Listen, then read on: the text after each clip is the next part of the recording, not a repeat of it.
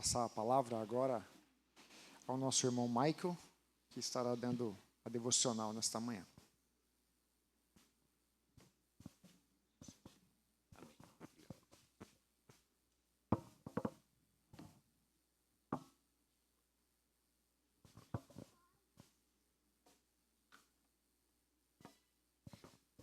Bom dia, igreja, graça e paz.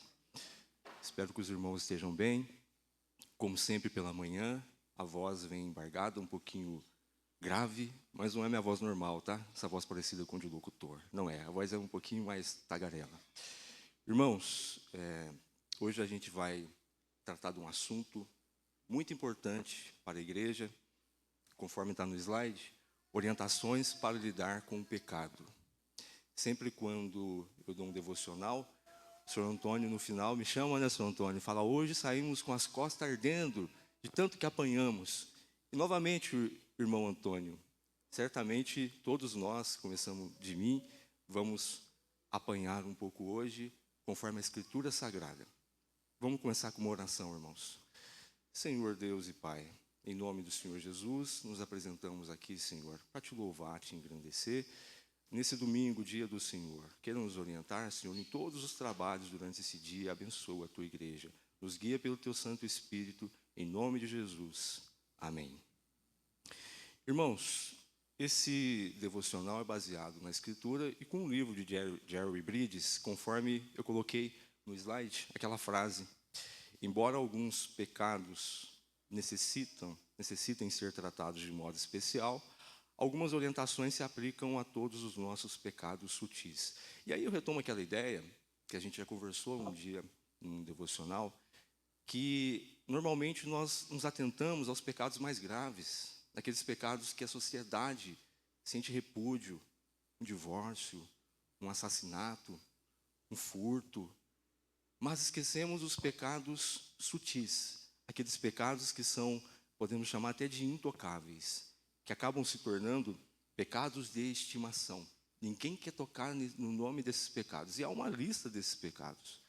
Nosso pequeno grupo de Iperó, estamos tratando deles, já tratamos da irritabilidade, e agora estamos justamente no pecado em que vamos conversar aqui nesta manhã.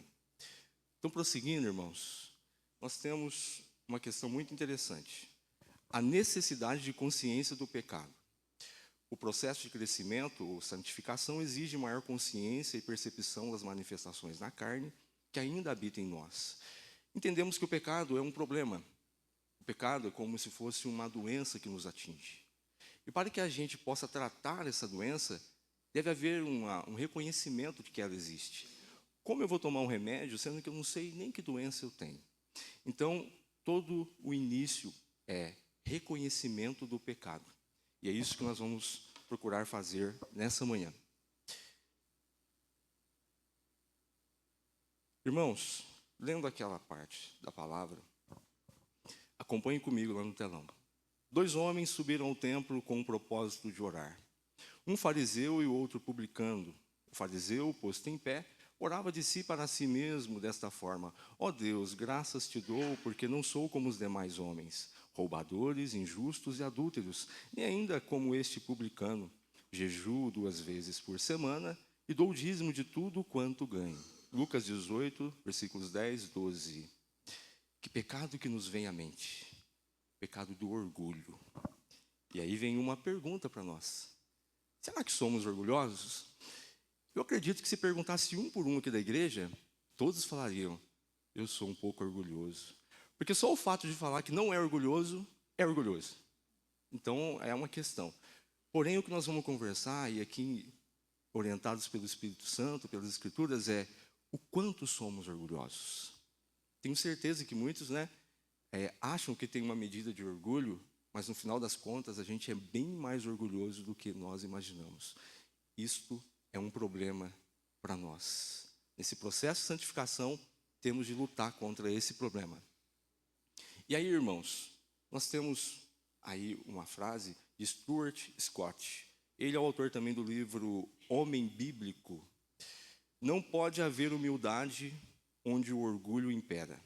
O orgulho é o oposto da humildade. É um dos pecados mais desprezíveis aos olhos de Deus. E aí em Provérbios 16, 5, diz: abominável é o Senhor, todo arrogante de coração. É evidente que não ficará impune. Abominável eu destaquei lá, irmãos, em vermelho, porque é sinônimo de detestável. Se nós formos ver o sentido da palavra no original, é bem forte, é detestável. Então, o arrogante para o Senhor, essa atitude é detestável. Irmãos, esse mesmo autor, ele define orgulho. Nós vamos ler junto ali no livro do Orgulho à Humildade. A mentalidade centralizada no eu, mentalidade de um senhor, em vez de servo. É ter o foco voltado para o eu e para a sua satisfação. É a busca de autorreconhecimento, autoexaltação, um desejo de controlar e usar todas as coisas em benefício de si mesmo. E aí, irmãos, olha que interessante como que o Espírito Santo que guia tudo.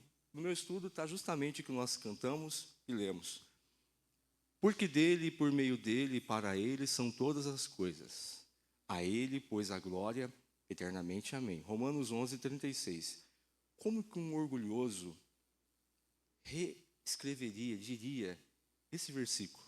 Ele falaria assim, ó: porque minhas e por meio de mim e para mim são todas as coisas. A mim, pois, a glória eternamente. Amém. E aí eu inventei ali, livro do Orgulho, capítulo 1, versículo 1. É o livro do orgulhoso. Quando a gente lê aqui, a primeira impressão é: eu jamais vou falar isso. Deus me livre. Isso não. Mas os irmãos vão perceber que muitas das vezes as nossas atitudes refletem justamente isso. E isso é para nos envergonhar nessa manhã. Muitas vezes as nossas atitudes é como se falássemos através de atos. Tudo é para mim, tudo é por mim. Por isso a definição em volta do eu. E a gente pega o pecado do egoísmo, que decorre do pecado do orgulho. O orgulho é o pai e a mãe junto e o egoísmo vem vindo, é o filhotinho. E aí, meus irmãos, para o orgulhoso, tudo é feito por ele e para ele. Às vezes não falamos essas frases, mas agimos assim. Tudo tem de ser feito da forma que eu penso, da maneira que eu acho correto. E aí que começa o espinho a cutucar cada um de nós. Que mania que nós temos de tudo ser do nosso jeito. Se não for do meu jeito, não serve. Ontem ainda a gente conversando com alguns irmãos, isso acontece muito com as irmãs, né? Quando pede para um homem lavar a louça, aí o homem lava a louça, ela chega: mas você não lavou a louça direito, porque tem de ser do jeitinho dela. A cama tem de ser arrumada do jeito dela. É uma explicação, não estou atacando as irmãs, não, tá? É um exemplo. Mas isso acontece no nosso trabalho, acontece na igreja, acontece onde nós estamos, tudo tem de ser do nosso jeito. Uma coisa é fazer da forma correta, outra coisa é o capricho demais, o perfeccionismo. E aí? Será que isso não é uma idolatria, uma autoadoração? Certamente sim, meus irmãos. E o que as Escrituras nos falam a respeito? Nos exortam a pararmos de focalizar a nós mesmos, ou aquilo que queremos. Nos apresentam diversas situações sobre o orgulho. E nós vamos ver ali, ó. Olha lá, representando a Eva sendo enganada pela serpente. Esse a gente pode ver como um dos primeiros, se não o primeiro pecado registrado na Sagrada Escritura. Gênesis 3, 6. O primeiro pecado ocorreu justamente pelo orgulho. A árvore era agradável ao paladar e aos olhos da Eva, e não a Deus. Após a serpente ludibriar ela preocupou com os seus olhos, com o seu paladar. É bom para mim. Em nenhum momento Eva, naquele instante, pensou assim: será que é agradável a Deus? Já sabia que não. Era uma proibição, um mandamento. Pois, justamente, esse é o pecado cometido por Eva. Orgulho. E aí veio a desobediência. Um outro exemplo, o rei Uzias serviu a Deus por muitos anos, tornou-se próspero, famoso, forte. E quando ele se tornou forte, a palavra diz que ele exaltou o seu coração para a sua própria ruína. Está lá em Crônicas 26, 16, segundo Crônicas. E outro caso clássico, Nabucodonosor, não dá para ver muito bem, mas ali ilustrando, que foi arrogante em certo momento. A arrogância de Nabucodonosor arruinou sua vida até que se humilhou diante do Altíssimo, louvando aquele que pode humilhar aos que andam na soberba. Lá em Daniel 4:37. E aqui, irmãos, olha alguns exemplos que às vezes a gente não percebe orgulho.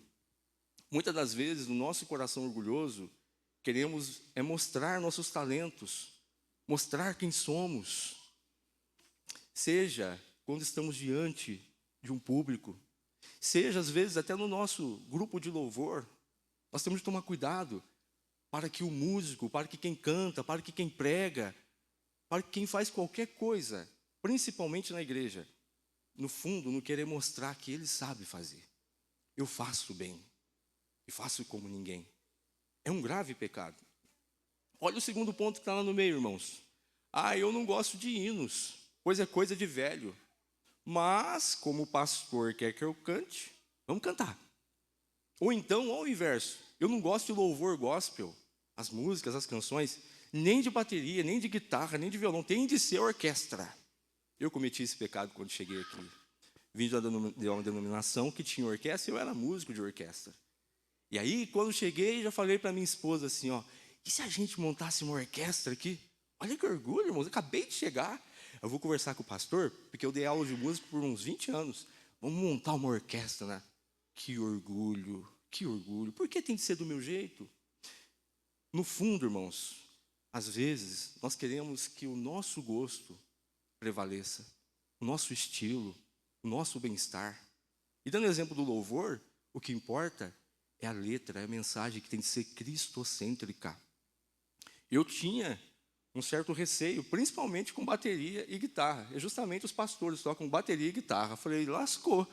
Os pastores tocam, então como é que eu vou montar uma orquestra aqui, né? Mas Deus é tão bom que Ele soube me colocar no meu lugar, irmãos. E aos poucos vem me moldando, e tanto é que a gente faz parte, eu e minha esposa também, do grupo de louvor, né? E estamos aí servindo a Deus muito alegres. E aí, quando a gente tem esses pensamentos, o que será que o Senhor pensa sobre nós quando a gente age assim? Quem vai falar não sou eu, não, tá? É a palavra que vai falar. A gente já leu. Abominável ao Senhor todo arrogante de coração. É evidente que não ficará impune. Olha o de baixo. Antes, ele dá maior graça pelo que diz. Deus resiste aos soberbos, mas dá graça aos humildes. Na carta de Pedro também tem uma mensagem parecida. Aquele resiste, sabe o que é? O Senhor vai contra o soberbo. O Senhor, ele vai contra aquele que a todo custo ele quer que seja feitas as coisas do jeito dele, em todas as áreas da nossa vida. E aí, irmãos, eu separei algumas manifestações do orgulho, são muitas, mas para a gente aqui ganhar o tempo e poder aqui meditar um pouquinho. Um orgulho que é bem tradicional, é o orgulho do moralismo. É o pecado do fariseu, aquele que estava orando do lado publicano e falou, né? Eu faço isso, eu dou o dízimo, eu não sou como este publicano. O que acontece? Sentimento de superioridade moral em relação a outras pessoas de uma forma geral. Quando a gente vê os pecados da sociedade, a gente condena, né? E aí, nós olhamos para os pecados deles e falamos assim, eu não pratico isso, não. Capaz mesmo. Eu não tenho coragem. Olha, você viu o que aconteceu lá com a vizinha e o vizinho? Um exemplo, né? A vizinha traiu o vizinho, você viu? Ou vice-versa. Imagina que eu faria isso. Eu tenho meus pecados, mas esse tipo de pecado não. A gente já cai no pecado do orgulho crítico, em querer, muitas das vezes, tirar o cisco do olho do próximo, sendo que tem uma trave no nosso olho. A gente foca no outro. O que acontece? É muito mais fácil eu ver o pecado da minha esposa, eu ver o pecado de um irmão, de um amigo, dos filhos, o pecado de quem está na frente da igreja, do que o meu próprio pecado. E hoje, através desse devocional, nós devemos meditar sobre isso. Olhamos primeiro a nós. Se a gente tem, até um exemplo do meu sogro, eu acho muito legal. Ele sempre diz assim, se eu tenho uma sujeira na minha face, no meu rosto, eu não enxergo o que está no meu rosto, mas o outro enxerga. E como que eu vou ver? Quando eu chego diante do espelho. E aí sim eu vou limpar o meu rosto. Qual é o espelho? Escritura Sagrada. Então, irmãos, vamos olhar mais para o espelho. E veja bem, o terceiro ponto lá. Esse orgulho manifesta no meio político, cultural, até entre liberais e conservadores. Às vezes a nossa posição, que sim, parece e está correta, nos faz sentir superior àquele que faz e pensa diferente. Falar, eu não sou igual a ele, eu sou melhor do que ele. Estaremos cometendo, dessa forma, o pecado do orgulho. E nessa parte de moralismo, irmãos, daria para a gente aqui, dá até um estudo, seria um RBD, uma aula ou mais. Dá para ir muito longe. Mas aí esse é o resumo. Olha outro. Orgulho da doutrina correta. Não tirei da minha cabeça, tirei do livro, baseado nas Escrituras. Crença de que minhas crenças, ou eu acreditar que as minhas crenças doutrinárias estão corretas e que ninguém, e quem não pensa igual a mim, é teologicamente inferior. Uma coisa é, pela Escritura, a gente saber o que é certo e o que é errado. Eu falar, o teu entendimento está errado. Outra coisa é eu falar, pelo seu entendimento está errado, eu sou melhor do que você. Eu sou mais inteligente do que você. Eu sou mais sábio do que você. Está na cara que a salvação é pela graça. Você é burro. Já vi gente falar isso. Irmãos, dessa forma, a gente, embora defendendo algo que é correto, estaremos caindo num pecado. O pecado do orgulho. E aí, irmãos, quem se preocupa com o evangelho é passivo dessa forma de orgulho. Por quê? Porque a gente estuda, a gente procura conhecimento da palavra de Deus, mas jamais devemos nos sentir melhores, superiores com quem pensa diferente, irmãos. E isso pode acontecer muito. Olha as doutrinas, a linha de pensamento, como arminianos e calvinistas. Somos calvinistas. Teologia dispensacionalista ou da aliança. E aí eu pego um irmão arminiano, numa igreja bíblica, mas como a gente não pensa igual, a gente não entende a Escritura da mesma forma, eu não tenho direito de, ao invés de conversar humildemente com ele, tentar chegar num acordo, de querer impor a ele e falar, eu estou correto e você está errado. De correr o risco de estar andando na rua e ver um arminiano e falar, arminiano, não, coitado, arminiano, não sabe nada. Imagina, irmãos. Então vamos tomar cuidado com isso. Olha, principalmente na parte escatológica, amilenista, pós-milenista, a gente tem a nossa posição, como eu já vi o reverendo falar, a minha também, a milenista da nossa igreja. Mas quem pensa diferente são assuntos secundários. Não é necessário aí a gente criar um embate, criar uma briga. Uma coisa é nós sermos provocados, perguntados, questionados. Qual é a sua posição? Minha posição é essa. Outra coisa, eu querer já chegar e já impor minha posição, vamos caçar briga. Isso acontece muito conosco.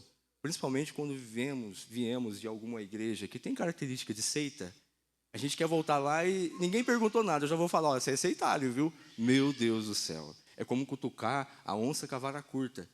E aí, será que nesse momento eu estou sendo bíblico? Uma coisa é alguém perguntar, como que você entende isso? Por que você saiu da nossa igreja? E eu, meu irmão, você quer ouvir? Outra coisa é eu já chegar lá e falar, sabe por que eu saí? Ninguém perguntou. Pôr no holofote assim, saí de tal igreja porque é uma igreja errada. Tudo bem.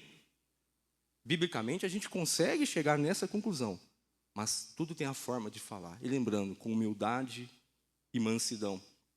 E aí, irmãos, nós corremos o risco de nos orgulharmos de um sistema de crença em particular.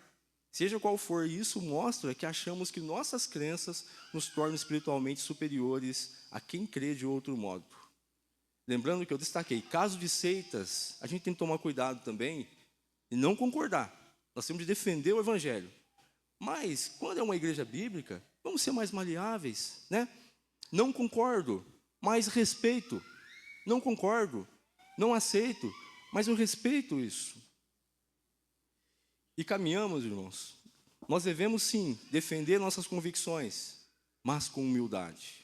Entendendo que muitas pessoas virtuosas e capazes na área teológica têm convicções diferentes das nossas. Tem muita pessoa inteligente, sábio. Na internet a gente vê pastores sábios que têm uma posição diferente, escatológica, têm uma posição diferente em alguns pontos secundários. E a gente deve respeitá-los.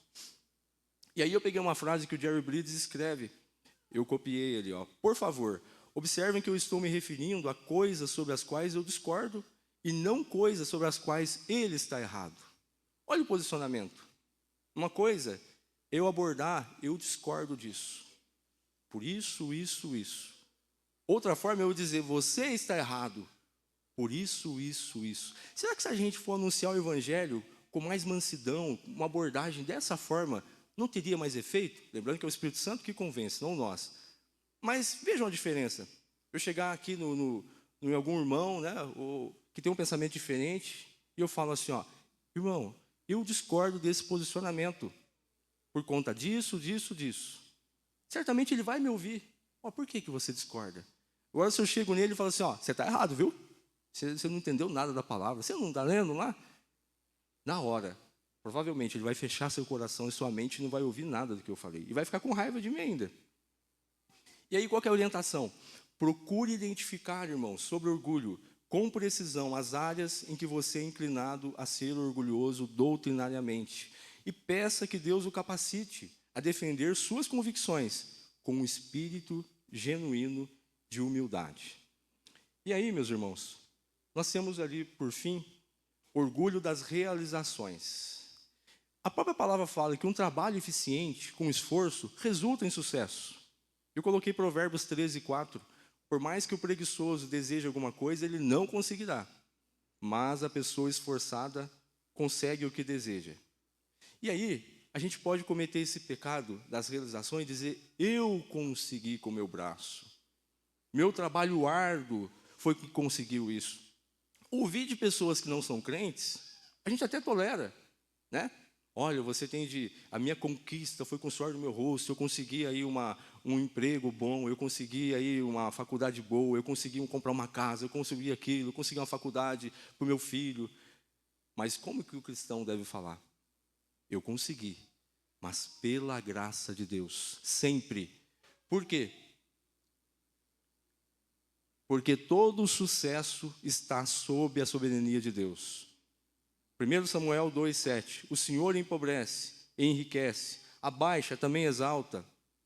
Salmo 75, versículos 6 e 7. Porque não é do Oriente, nem do Ocidente, nem do deserto que vem o auxílio. Deus é o juiz. Olha o final. A um abate, a outro exalta. Então, tanto abater quanto exaltar vem do Senhor. E, irmãos, olha que coisa que esse pecado pode cometer, já partindo para o fim. O desejo excessivo de reconhecimento. Todos gostam de ser elogiados por um trabalho bem feito, ou por muitos anos de serviço à empresa, ou à igreja.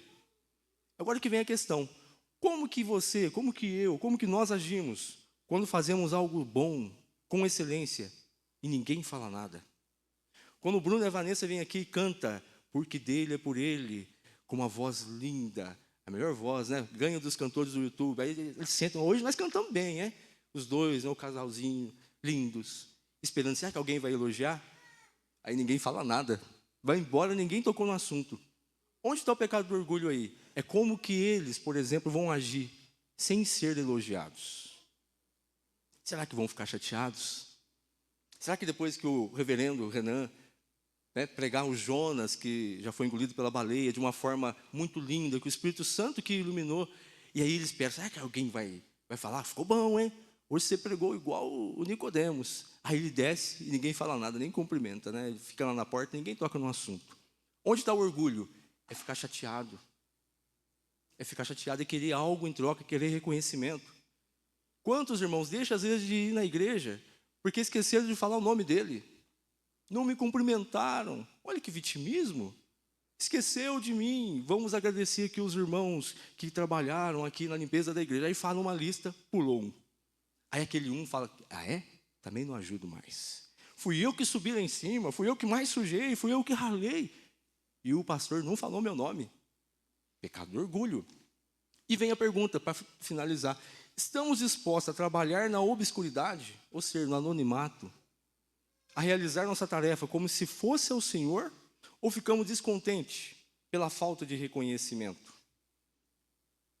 Assim também vós, depois de haver desfeito quanto vos foi ordenado, dizei, somos servos inúteis, porque fizemos apenas o que devíamos fazer. Lucas 17:10. Ou seja, quando a gente realiza bem uma tarefa, ou tivermos servido fielmente por um longo tempo, a nossa atitude deve ser esta: só cumprir a minha obrigação. E por último, irmãos, vamos lembrar, tudo vem pela graça, nada vem de nós. Lá no nosso estudo, tinha mais alguns pontos, e aqui eu vou só tocar em mais um, que é o orgulho do espírito independente. É aquele que a gente não tem submissão, principalmente à autoridade eclesiástica, à autoridade da igreja. O pastor é mais novo que eu, sirvo para ser pai dele, eu não vou ouvir ele. Por mais que ele tenha uma convicção ou um ensino teológico, bíblico, e muitas das vezes a minha opinião pode ser que prevaleça dentro de mim. Eu não aceito que ele fale, eu não aceito aprender. Quantos dizem, eu não aceito que mais novo venha dar conselho para mim, não. Já ouvi isso, não aqui, tá? Em família, eu não aceito isso. É um orgulho. É um orgulho. E vice-versa. Vice-versa, às vezes alguém, porque vê que a pessoa, né, pensa diferente, faz diferente no meio da igreja. Pode ser o pastor, pode ser um líder de louvor, que seja. A gente quer dizer, não é do meu jeito, não me agrada, eu não aceito. Então que a partir de hoje, né, e sempre, a gente possa meditar, procurar, orar ao Senhor. Irmãos, e vai uma dica. Não é muito boa de fazer, mas é importante. Pergunte para pessoas de sua confiança. Não bajuladores, tá? Principalmente alguém que for meio crítico. Pergunta assim, eu sou orgulhoso? Se essa pessoa falar assim, imagina, é bajulador, dá tapinha nas costas. Sim, onde eu sou orgulhoso? Tá bom, irmãos? Então eu termino essa mensagem agradecendo aqui ao Senhor e que Deus abençoe a todos.